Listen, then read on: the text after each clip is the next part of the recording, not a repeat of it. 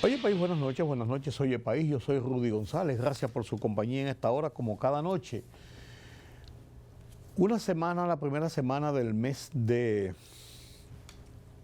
noviembre, una semana muy activa ya con las perspectivas de el fin de año y la segunda semana, una semana que comienza con un día feriado, una semana mucho más corta, pero que nos aproxima más a un movimiento económico, comercial, en que fluye y comienza a fluir una gran cantidad de dinero y activa todo lo que tiene que ver con la economía en República Dominicana.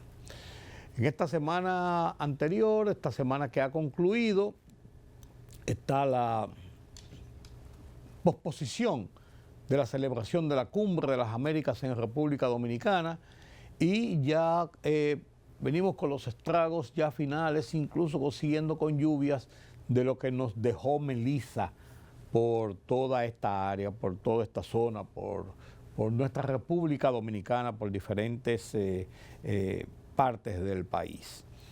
El presidente Luis Abinader devolvió al Congreso la ley de residuos sólidos, una ley que provocó confrontación incluso con parte del sector empresarial que, viendo la escala de cobros por la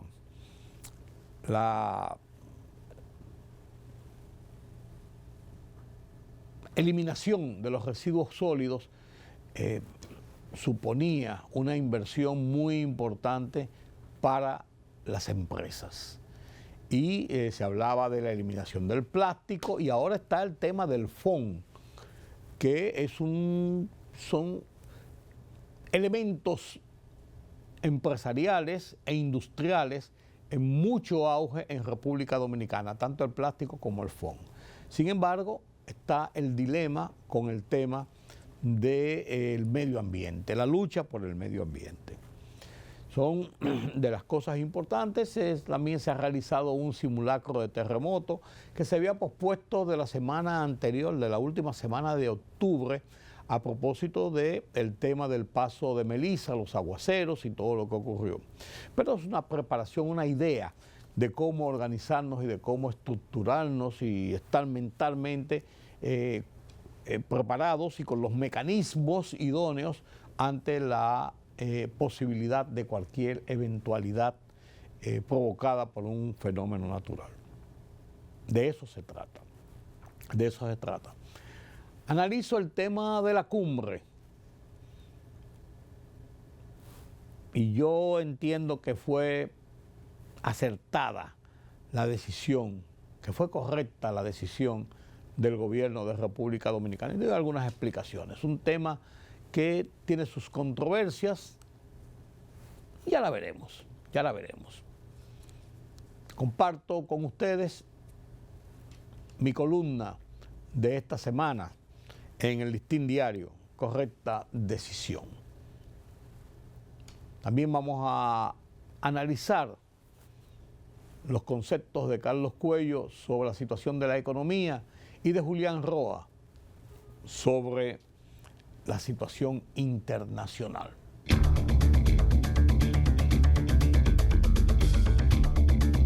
Si fue altamente responsable el gobierno dominicano al informar la no invitación de 3 países a la Cumbre de las Américas, a celebrarse en Punta Cana el 4 y 5 de diciembre, fue mucho más responsable al anunciar la posposición del encuentro de presidentes, dado las tensiones políticas en la región, entre otros factores.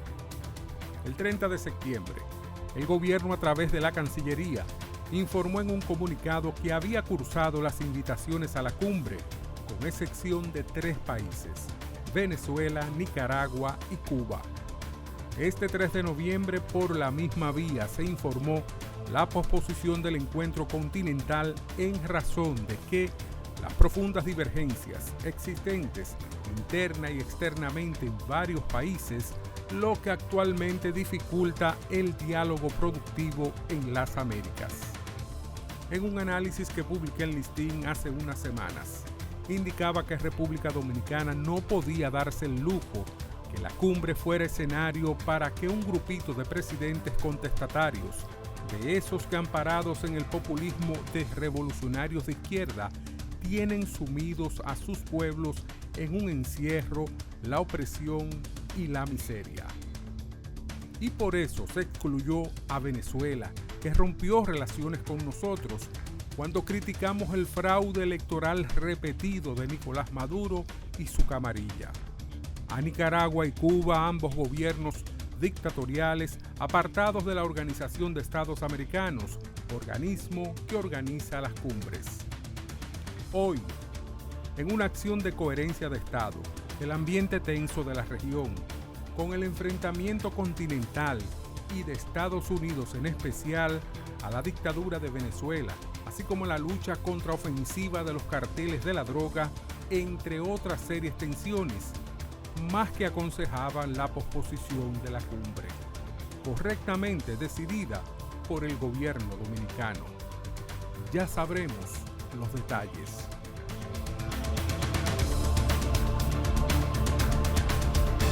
La libertad solo reside en los estados en los que el pueblo tiene el poder absoluto. Por el respeto a los valores democráticos y la dignidad del pueblo dominicano, El Rumbo de la Tarde, plural, objetivo, comprometido siempre con la verdad. Con Georgie Rodríguez, Rudy González y Ramón Colombo.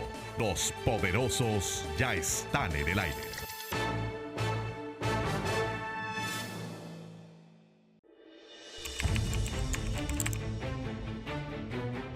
Periodismo de investigación, columnas, opinión, análisis, reportajes de fondo.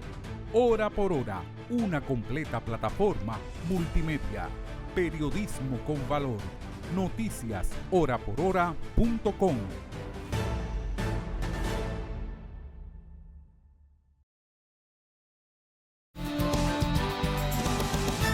Gracias por continuar con nosotros aquí en Oye País. Analizamos la economía nacional, la economía internacional. ¿Qué está pasando en el mundo? Estamos en el mes 11, señores. Y este es el mes que comienza ya el movimiento de la economía a activarse, el Black Friday. Yo no he visto muchos especiales y siempre ya se iban adelantando a los pre-Black Friday. Vaya usted a ver cómo van las cosas.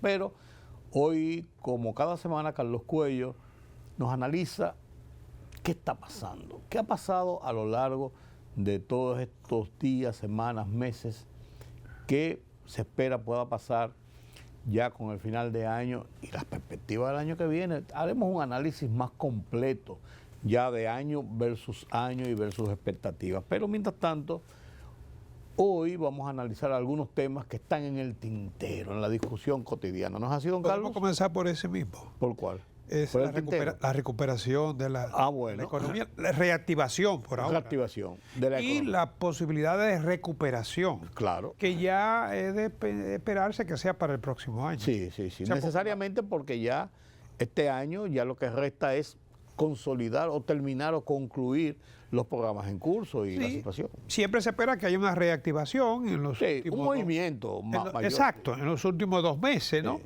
Lamentablemente el mes 10, que todavía no se conoce el resultado, fue muy afectado por la tormenta, ¿no? Sí, y las paralizaciones de trabajo y todo esto, sí. O sea que yo no creo que sea para hacerse muchas expectativas con el mes 10. De hecho, ya teníamos un crecimiento de apenas un 2.2 en los primeros 9 meses, ¿no? Y diciembre, por lo más bueno que sea, es prácticamente imposible que pueda darle un subión. Que cambie la tendencia. Es muy difícil. Estamos en 2.2. Octubre podría ser, ¿qué te digo? Un mes de estancamiento, o sea, 0 o muy pobre, menos décima quizás. Sí. ¿No? Y noviembre, que ya, como tú dices, arranca lo que es el mes navideño, porque la Navidad arranca en noviembre. El movimiento comercial principalmente. Vimos una feria del Banco de Reserva que hubo que posponerla. Por el paso de Melissa. Claro. y probablemente se vio afectada, porque cuando pasan este tipo de cosas siempre hay perdedores de alguna manera. Sí, pero como una feria de vehículos, quizás eso, la gente lo que pospuso una semana la compra de un vehículo. Pero también vienen otras de otros bancos. Sí, no, el Banco Popular tiene una y hay otras de las asociaciones, organizaciones que son vehículos usados, de vehículos usados. De muebles. Para el hogar, o sea, vienen muchas actividades, y lo que tú decías ahorita también, los especiales de Black Friday. De Black Friday, sí. O sea, todo esto se supone que ya comience desde noviembre a dinamizar la economía. Correcto. Pero no nos hagamos la ilusión de que esto va a revertir la tendencia ya de un crecimiento por debajo de un 2.5%. Sí. Esa será la realidad. Ahora, las medidas que se han estado tomando y que se han visto apoyadas, ahora tuviste que la semana pasada, al cierre del mes, la Reserva Federal redujo su tasa. Sí. Y se espera otra reducción. Y aquí se redujo también la misma proporción. Sí. Entonces se espera que las tasas de interés sigan ese mismo curso. O sea, en la medida que la Reserva sigue reduciendo, ya va por 3.75, ¿no? Nosotros vamos a ir reduciendo exactamente el cuarto de punto que reduce la Reserva para mantener la misma brecha, ¿no? Sí. Entonces, eso podría incentivar, estimular el crecimiento, pero ya ese impacto se vendría viendo el año que viene. Claro. Porque cuando nosotros medimos resultados anuales, pero hay una continuidad de las actividades. Además, es muy lenta la reacción cuando bajan las tasas de política monetaria. Sí. Es más lenta. No, el impacto no es inmediato. No es inmediato. No, es diferido. A la inversa, sí. Cuando sube el impacto es casi inmediato. O sea, 1, 2, 3 semanas, un primer mes. Pero la reducción hay que acomodar muchas cosas. Exacto. Eso es así. Exacto. Entonces, de todos modos, yo creo que hay logros en lo que es este año. Ha sido un año muy accidentado, hay que reconocerlo, por factores que se escapan de nuestro control, ¿no? Pero sí es cierto que el crecimiento va a ser muy, muy moderado. Ya lo dijo el propio gobernador del Banco Central en su discurso del mes pasado con motivo del 78 aniversario del banco. Nosotros nos hemos acostumbrado a mantener tasa de crecimiento alta. Sí, alrededor del 5. 5 la tasa, exacto, la tasa de crecimiento media de la economía dominicana, y potencial es un 5%, casi siempre encabezando el crecimiento en la región. Pero hay que destacar que esa tasa de crecimiento rara vez se mantiene en una economía de manera lineal, ascendente todo el tiempo. Más bien el ciclo económico es sinuoso. Sí. Entonces, parece que este año nos va a tocar la vaca flaca, ¿no? Y después de la vaca flaca puede ser que entonces, si se logra esta recuperación al final, ya como te decía, con la reducción de las tasas en Estados Unidos, la reducción de la tasa de interés a nivel local, ¿no? Y por qué no, la recuperación de la confianza, menos incertidumbre, claro, que la que hemos tenido este año con la política arancelaria y la guerra económica. Sí. Entonces es posible que el año que viene, despojado un poco de todas esas incertidumbres, una economía donde haya un panorama más confiable. Y más estable, por así decirlo. Exacto. Sí. Más estable y más predecible, porque aunque ciertamente las decisiones en materia de política migratoria, arancelaria, han sido muy impredecibles y todavía siguen siendo, pero yo creo que ya la gente le ha tomado la señal al presidente Trump. Sí. Exijo, agredo y después negocio. Sí. Y cedo. Sí, negociar, porque eso es una negociación. Sí. Hay que ceder.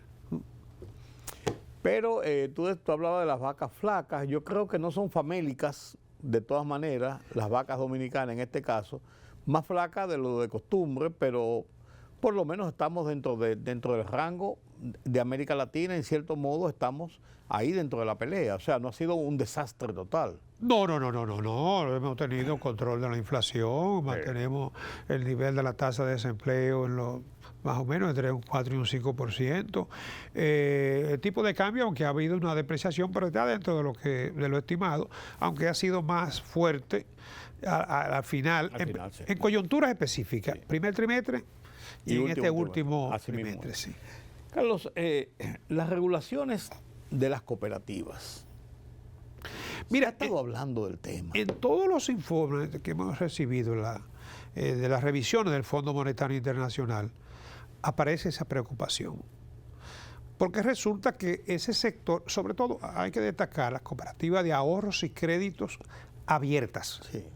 Porque hay cooperativas de ahorros y créditos que son cerradas, Sí. de empresa o grupo de empresas. Esa tiene, la generalidad de las empresas tienen sus cooperativas. Sí, pero esas no afectan lo que es la captación de recursos del público, ¿no? Pero las otras, las abiertas, sí, tú vas y abres una cuenta y opera préstamos, son mutualistas, con la diferencia con relación al mutualismo que nosotros, bueno, las cooperativas son empresas también con propósito social, ¿no? Pero estas distribuyen los dividendos. O sea, tú coges un préstamo, tú pagas una tasa de interés y cuando tú neteas la tasa de interés que tú pagaste con los dividendos que te devuelven, te sale un costo más reducido. Sí, sí. Podría salirte, porque todo depende de que haya generación de beneficios, porque también ellos están expuestos a la incobrabilidad y a todos los problemas que tienen la entidad de financiamiento, ¿no? Pero lo cierto es que ese sector ha quedado al margen de lo que es la regulación de las entidades financieras, porque todos sabemos que el IDECO no tiene... No, con el IDECO no se puede contar para eso. No tiene de estructura. Y la superintendencia de bancos no maneja las cooperativas. De lo que se está tratando precisamente ahora es que por lo menos las que son financieras, pues son entidades financieras. Sí. Y abiertas, captan recursos del público. Por eso digo. De que sean sometidas a algún proceso de regulación y control. Quizás no sería el mismo que se aplica a la banca. El de la banca es muy...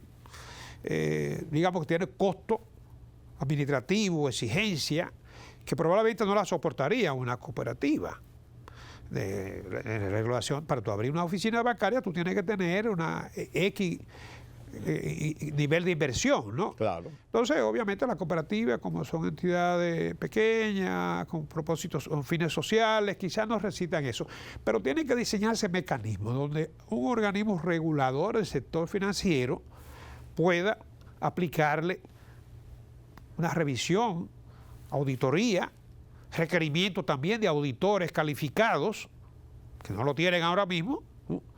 Entonces sí, urge que se haga ese tipo de regulación. Ya el Fondo Monetario en todos los reportes de los últimos años lo ha venido poniendo. Lo consignan, sí. Porque es que ese sector está manejando entre el 15 y el 20% de lo que es. Eso te iba a decir, se ha expandido muchísimo. Claro. Y vemos todos los días, todos los meses o cada cierto tiempo, cómo se autorizan, porque se autorizan por decreto, decenas de nuevas cooperativas. Hay cooperativas que tienen más activos que bancos. Pero no cualquiera de los 14 o 15 bancos que nosotros tenemos. Más activos que, cuidado, si de los primeros 10 bancos. Multibanco.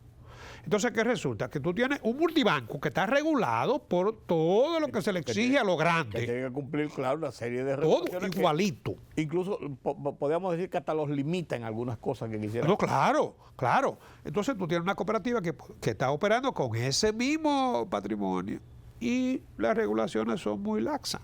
Entonces, tú recuerdas cuando tú estabas en el periódico, cuando eso.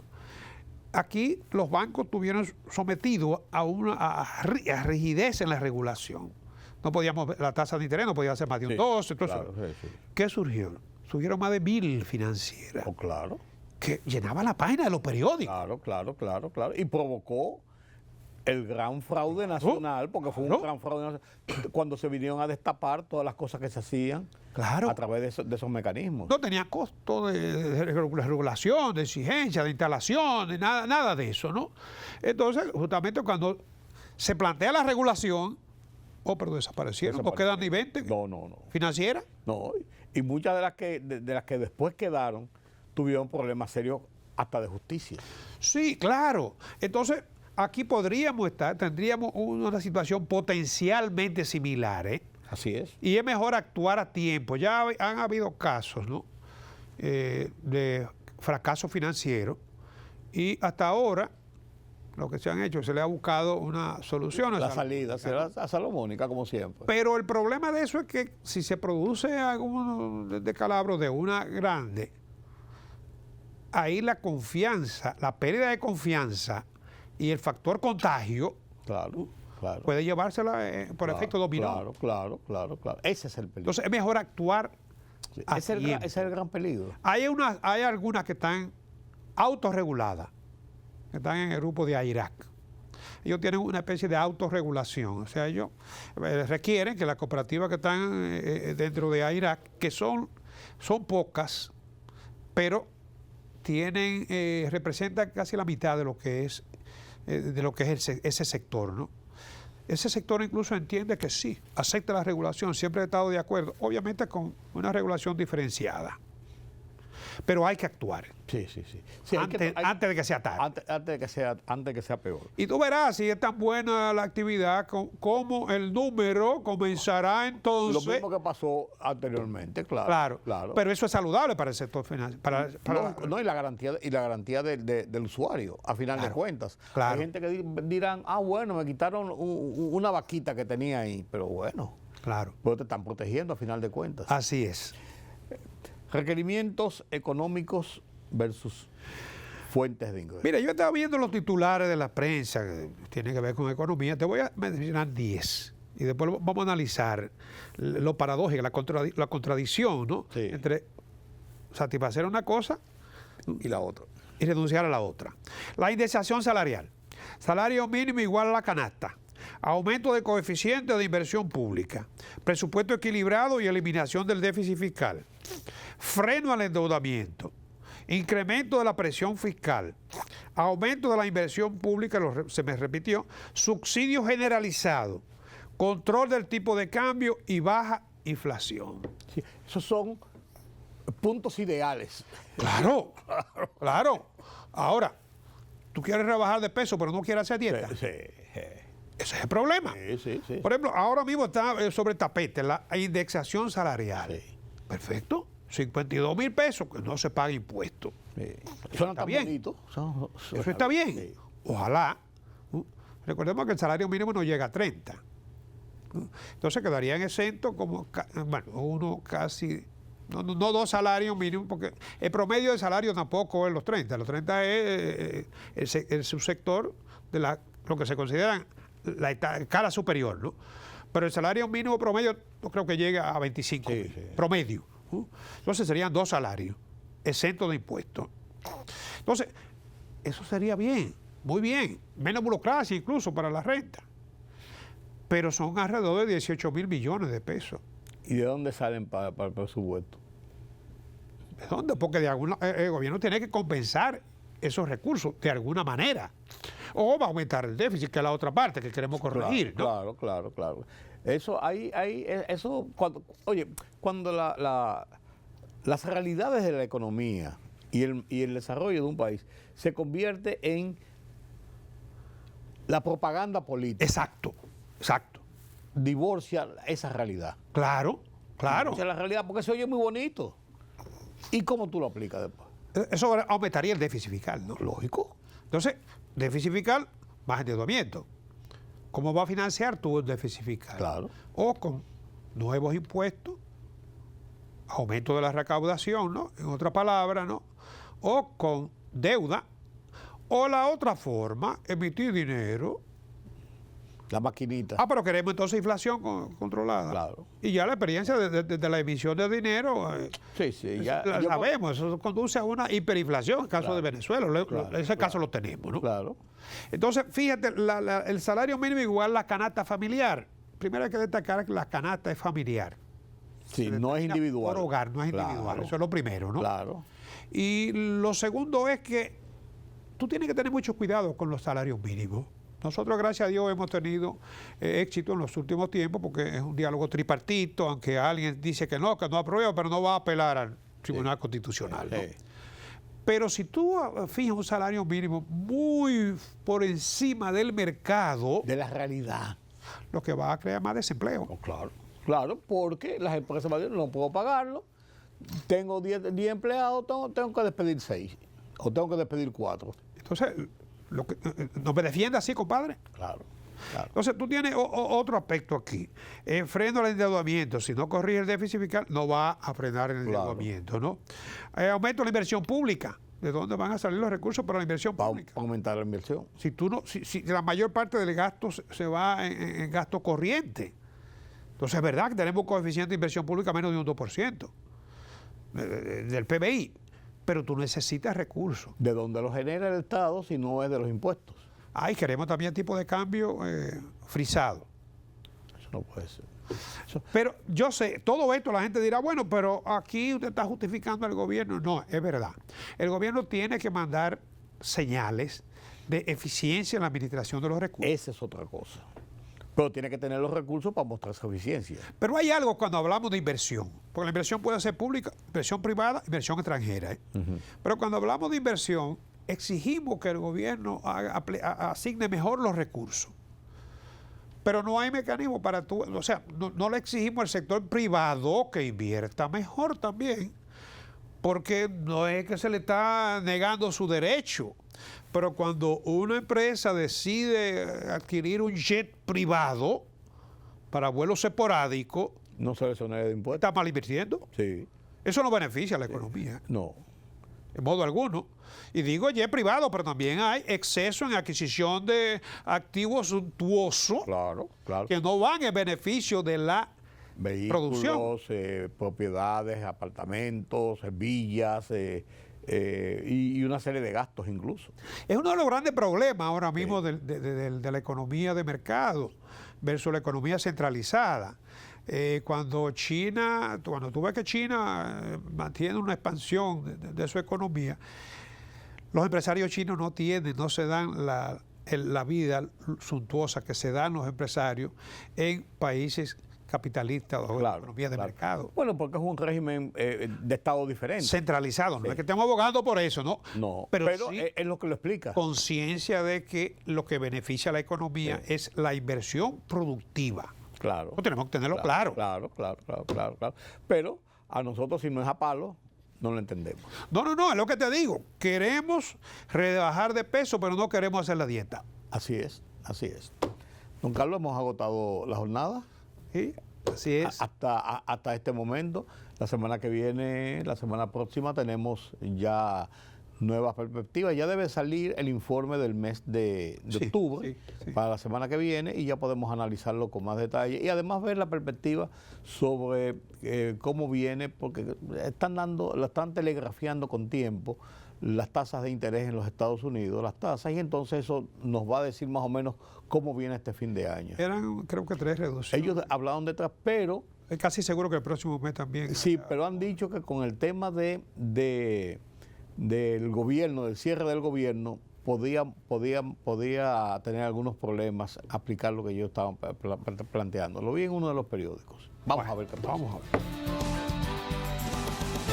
La libertad solo reside en los estados en los que el pueblo tiene el poder absoluto. Por el respeto a los valores democráticos y la dignidad del pueblo dominicano, El Rumbo de la Tarde, plural, objetivo, comprometido siempre con la verdad. Con Georgie Rodríguez, Rudy González y Ramón Colombo.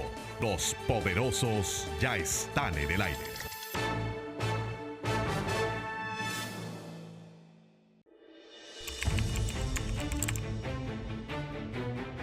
Periodismo de investigación, columnas, opinión, análisis, reportajes de fondo.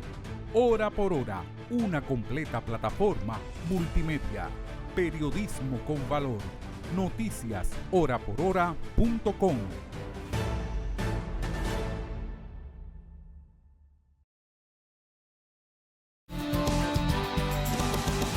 El presidente Donald Trump estuvo en Asia y estuvo en un periplo que comenzó en Malasia, Japón, Corea del Sur, se reunió con todo el mundo, menos con el gordito de Corea del Norte, no apareció el hombre. Se hablaba de la posibilidad de reunirse, pero sí tuvo una reunión interesante con la nueva primer ministro de Japón y también con el presidente, principalmente con el presidente Xi Jinping de China. Y son reuniones importantes porque están hablando los grandes. Y de eso siempre salen temas interesantes. ¿No es así, don Julián? Buenas noches. Buenas noches, don Rudy. Cuando usted va y habla con los grandes, como que salen cosas grandes. La semana pasada se celebró la reunión, la cumbre de la ASEAN. El ASEAN no es otra cosa más que la la cumbre de los países del Asia Oriental. Entonces, desde la China, por supuesto, hasta Australia. Todo lo que tiene que ver con esas economías emergentes, hay que decirlo. Y la verdad es que la visión que se tiene del mundo es que esa será el próximo gran centro de comercio y de mercado a nivel mundial. Si no lo es ya. Si no lo es. Sí. Sí, claro. Porque el nivel de vida de esos ciudadanos ha subido, es el que más crece. El Asia Oriental es la zona del mundo donde hay mayor crecimiento económico, incluyendo China, por supuesto. Y, por supuesto, mayor nivel de ingresos para sus ciudadanos, hay que decirlo. Y eso tiene una importancia capital en lo que tiene que ver con los mercados mundiales. En esta vez, los países que lideraron esa reunión, esa cumbre, fue, por supuesto, China y Japón y Australia. Y un invitado muy especial, que hay que decirlo, que no puede quedarse fuera, aunque antes se mantenía al margen, es India, por supuesto. En eso se discutió cómo iba a ser. India. India es India. Bueno, es el país mayor poblado del mundo, hay que decirlo. No es el más consolidado en términos políticos. Es un país muy fragmentado, pero, hay que decirlo, es uno de los mercados más grandes. Y por supuesto en esta cumbre se discutió el futuro del crecimiento económico de esa zona, que les repito es el más próspero, es el de mayor crecimiento y de manera extraña es del menor endeudamiento. Sin embargo, a esa cumbre asisten dos grandes invitados, en este caso son Estados Unidos y la Federación Rusa. No hablo de China porque China es el miembro, es el motor de la economía de esa región y es el mayor inversor en la mayoría de los países, hay que decirlo. Superior la inversión china a lo que fue la inversión japonesa en su momento, claro. Japón llegó a ser el motor de las economías del Asia. Ahora lo es China, hay que decirlo. Y muchos de los diferendos que pudo haber tenido China, sobre todo en el ámbito político-económico, con muchos de esos países se ha limado, hay que decir.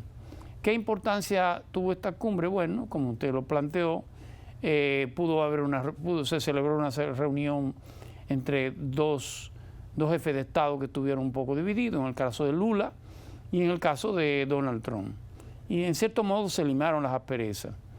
Y por supuesto la reunión vital fue la reunión. El presidente Trump se reunió con la primera ministra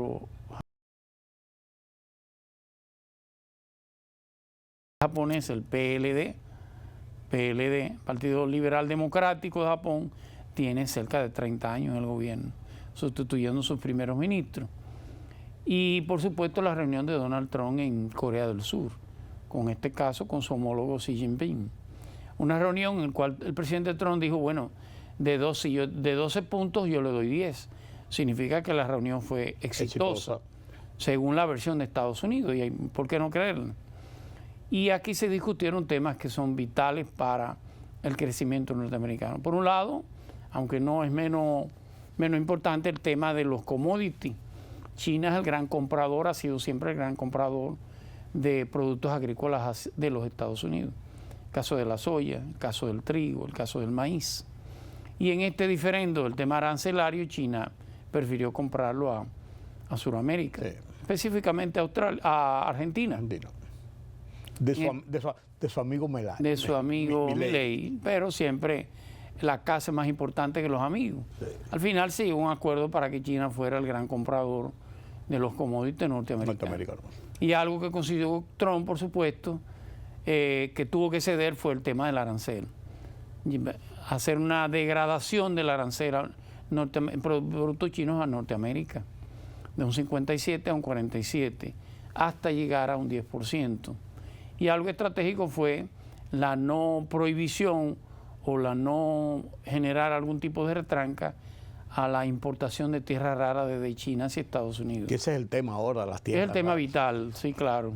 Las tierras raras, China monopoliza alrededor del 80%, del 90% de la producción de tierra rara en el mundo.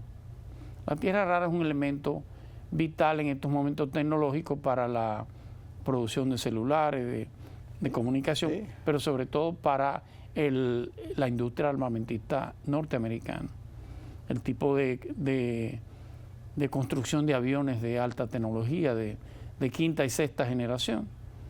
De un modo u otro, estas tierras permiten alcanzar mayor presión en la creación, en la cerámica de la construcción de estos aviones y mayor temperatura, por supuesto, que es vital en estos momentos.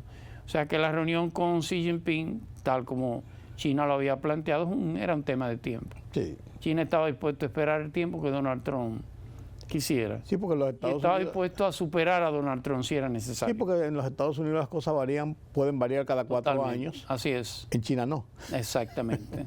Así de sencillo. Además, así es. programan para mucho tiempo por esa razón. Totalmente. De hecho, la reelección o la confirmación de Xi Jinping cambia la estrategia china definitivamente. China va hacia la búsqueda de un imperio, de la creación de un imperio a nivel mundial. Ya lo había iniciado con la ruta de la seda, que es generar puertos, aeropuertos y vías de acceso a nivel mundial. A nivel mundial. Una parte terrestre y otra parte aérea y marítima. Algo que consiguió China, que no lo hemos mencionado, y ha sido la manzana de la discordia con Rusia, fue que China aprobó el embargo a las 2 grandes empresas de transporte de petróleo ruso. El petróleo ruso ha sido el gran comprador del petróleo ruso ha sido China. Con este apoyo a la restricción va a encarecer y va a obligar a Rusia a algún tipo de acuerdo para terminar lo que tenga que ver con Ucrania. En cierto modo, China le ha dado algo en favor de los Estados Unidos y en contra de Rusia. Bueno, ellos siempre han jugado un papel más o menos como equidistante, claro, tratando de ser equidistante, siempre con un poco más de tendencia hacia los rusos, pero en esta ocasión pesa más el negocio, como tú decías ahorita, pesa más la casa. Le acabo de decir de transporte porque no es que hay una prohibición a la exportación o a la compra de petróleo ruso, pero usted tiene que exportarlo. Sí. Y ahora ha hecho alguna modalidad que toda Europa lo ha condenado. Y es que usted encuentra, por ejemplo, un barco transportador de petróleo de Nigeria y lo encuentra en el Báltico. ¿Cómo diablo busca un mar ahí? ¿Qué hace ahí? Usted sabe que está transportando petróleo ruso de manera ilegal. Claro. Como una manera de evadir el bloqueo. Pero creo que Estados Unidos, en este caso a Trump, le ha ido bien con esta cumbre de la ASEAN. ¿Le irá bien en las elecciones de este martes? Yo creo que sí, con sus excepciones, por supuesto. Hay un posicionamiento del Partido Republicano con relación al Partido Demócrata. Sobre todo la idea de la sanción, la herramienta de sancionar a algunos estados y de no permitir el financiamiento federal a algunos estados presiona sobre algunos de ellos. En algunos lo perderá, el caso, por ejemplo, de la alcaldía de Nueva York. Es muy difícil que pueda ganarlo. ¿Cómo? No el Partido Republicano, el Partido Republicano tiene menos de un 5%. Sí. Y para colmo de males, su candidato no ha renunciado, que debió renunciar en favor de Andrew Cuomo, que es un independiente, un demócrata, terminó yéndose al independiente. Apoyado por Bloomberg y por Rudolph Giuliani.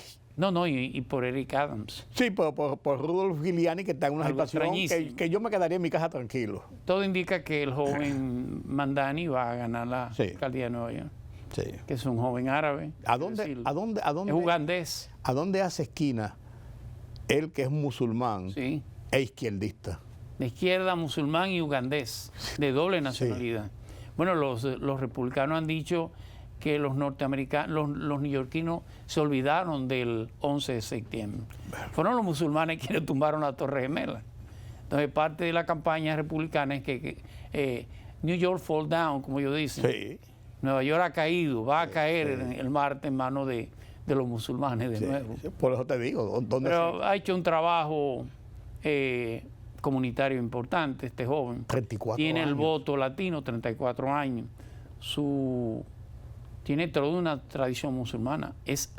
Aunque no ha dicho que es antisemita, siempre ha apoyado la lucha contra Israel. Claro. El caucus judío tiene todos los recursos para ver cómo Andrew Cuomo, que tiene muy mala imagen, recuerde que acaba de salir de gobernador, acaba de renunciar por un tema de acoso. De acoso, sí. Y por supuesto el candidato republicano que todavía pudiera renunciar y en favor de Cuomo, la verdad es que si no lo hace, va... Pues después de ver a Bloomberg y a Giuliani, ahí uno dice que el candidato republicano es Cuomo. Totalmente. Sí. Eso no se entiende. Sí, claro. Sí, totalmente. Pero Definitivamente. esa es la política. Así es la política. Hay elecciones en California, por supuesto. Ahí los Yo creo demócratas que van cómodos. los demócratas van cómodos, siempre han ganado. Hay elecciones en New Jersey. En New Jersey la cosa es diferente. Sí, hay una especie de transición, para decirlo así. Y ya hay elecciones en Virginia. Ahí va cómodo. Para la alcaldía, para la gobernación. Hay varias elecciones. Y por supuesto se va a elegir el 30% de los miembros de la Cámara de Representantes. Que por el cierre del gobierno no va a afectar al Partido Republicano. Eso te iba a decir. Este giro podría ayudar a Donald Trump y a los republicanos a resolver el problema del cierre federal. Sí, claro, depende cómo termine la... Sí, no, pues tú decías Claro, recuérdese que había una posibilidad. la toma de posesión es en febrero. Sí, pero ya cuando tú vas viendo las proyecciones comienzan a aflojar las cosas. De hecho, en esta semana debe romperse el récord. El mayor récord lo tuvo Donald Trump. Fueron 32 días al ritmo que van las cosas. Y esto va a afectar el cierre del gobierno federal, sobre todo los fondos. ¿Cuáles son las consecuencias? Que muchos de los programas sociales que se mantenían con esos fondos no llegan. Sí. Y eso va a generar una rabia. Presión, y una rabia hacia el presidente Trump. Esa es la única herramienta que hasta ahora visible tiene fuerte el Partido Demócrata. Bueno, dice Trump que no se visualiza una intervención militar en Venezuela, pero se habla cada vez más en Estados Unidos y en los entornos del Pentágono, o el Departamento de Guerra, como se llama, no de defensa, sino de guerra, que pueden haber incursiones en tierra contra narcotraficantes o carteles narcotraficantes, pero esto podría elevar al top la escalada que hay. Bueno, usted no mueve un portaavión como el US Gerald Ford, usted no lo mueve desde el Índico para traerlo al Caribe. Cerca de 13,000 soldados tiene ese portaavión. Usted no lo mueve para nada. De vacaciones. No lo mueve para amenazar. No. Venezuela tiene un peligro inminente. No digo que sea una intervención total, pero puede ser una intervención puntual. Sí. De hecho, hace unos meses, el propio gobierno de Venezuela denunció que el propio piloto de Nicolás Maduro pudo haber estado en parte... Se ha tramado para una película de Netflix. De Netflix, así es. Todo está hecho para la intervención, aunque no se dé. Creo que Estados Unidos va a seguir apostando a la secesión, a la ruptura, al fragmentamiento del poder interno de Venezuela. Sí. Una presión dura la que estamos muy fuerte. Sí. Además de que no gobierna. Bajo ese sistema, ese estado de sitio, sencillamente Venezuela, que tiene una posición muy pobre, va a empobrecerse más. Sí, tú lo que haces es administrar un poder. Pero eso al final, algún tipo de fisura o de fractura debe tener. Claro. Pero le insisto, usted no mueve un portaavión de ese tamaño para amenazar. No es cierto. Pero es tentador que hayan 50 millones de dólares en una bolsa y le dicen, y te voy a limpiar de problemas, vamos arriba. Así es. Así por decirlo. En el caso del aliado de vocero, con cierta lógica y dignidad, en el caso venezolano es Gustavo Petro. Petro ha denunciado que la intervención de Estados Unidos en el Caribe, inclusive lo hizo Naciones Unidas, es una violación a los derechos del mar y es una violación, es una flagrancia a ocupar y controlar lo que tienen que ver las aguas internacionales, que no son territoriales, pero algún tipo de nave o de lancha en aguas internacionales, usted no tiene derecho a eliminarla. Ellos le llaman significa que usted tiene el control de ellos. Ellos le llaman ejecuciones extrajudiciales ellos mismos, que son ejecuciones que ellos han sancionado en otros ambientes, en otros escenarios. Es una situación difícil, pero no creo que Venezuela, el gobierno de Nicolás Maduro, tiene que llevar algún tipo de arreglo para buscar una solución no sea una intervención. Y más temprano que tarde. Así es. No descarto la intervención. Es una locura, pero no es descartable. Pero tú mencionabas a Petro y no podemos dejar de mencionar el tema de Petro porque Petro, con la salida de Uribe, leía un artículo en el periódico El País que decía que Uribe ha tomado el control de la vuelta a la derecha al poder para las elecciones del año que viene y que le pone a Petro en una situación difícil. Y yo me pregunto, ¿no será también todas estas apariciones de Petro en el ambiente internacional también como una forma de tratar de consolidar ese liderazgo para su posición? Totalmente de acuerdo. El candidato del Centro Democrático, de la izquierda colombiana, es nada más y nada menos que el acusado por Álvaro Uribe. Santiago Paz. Es el acusado. Es el uribismo contra toda esta corriente, pero la izquierda está fragmentada. El caso de la vicepresidenta, que es la primera negra que llega a un cargo de posición alta en Colombia, bueno, te recuerda aquella senadora famosa, pero este es el mayor cargo. Tiene una división con Gustavo Petro. Que terminó con problemas. Así es. Sí. ¿Cómo se llama? Sí, muy famosa. Piedad, algo así. Sí, okay. Sí, claro. Porque es un enfrentamiento entre ese grupo y la amenaza de Estados Unidos. Creo que los grupos conservadores en Colombia terminarán girando hacia la derecha. La clase media, sobre todo, terminará buscando un conservador del lado del uribismo. Que es la vuelta de lo que ha sido tradicionalmente Colombia durante muchos años. Se pensó en Iván Duque, pero en Colombia no hay reelección. Sí. Y además salió muy mal pagado. Te iba a decir, Iván Duque no fue de lo mejor que tú puedes pensar. No, claro que no. Claro. Hay otros que están por ahí, pero que es muy complejo darle paso. Así es. Tiene que buscar un candidato que realmente le reúna las condiciones y las posibilidades de ganar. Y que auspicie y fomente el liderazgo de Álvaro Uribe. No. Él va a ser el poder detrás del poder de todas maneras. Gracias, don Julián. ¿Cómo no? Gracias por este repaso en el mundo internacional. Y mire, la semana que viene tenemos que analizar este resultado de las elecciones de los Estados Unidos, que me parece que va a ser interesante. Sí, claro que sí. Va a ser interesante. Ya lo haremos. Porque Petro... las elecciones son el primer martes después del primer lunes. Del primer lunes, sí, claro. Y el primer lunes es este. Es este. El primer martes es este martes. Cosas de los hábitos de cada pueblo. Estados Unidos decidió que fuera ese. Pero que es interesante porque Donald Trump pone mucha importancia en este liderazgo que él tiene y de su fuerza política.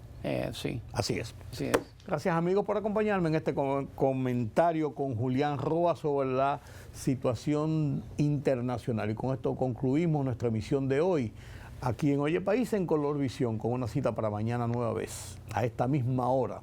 Yo soy Rudy González. Pasen un feliz resto de la noche.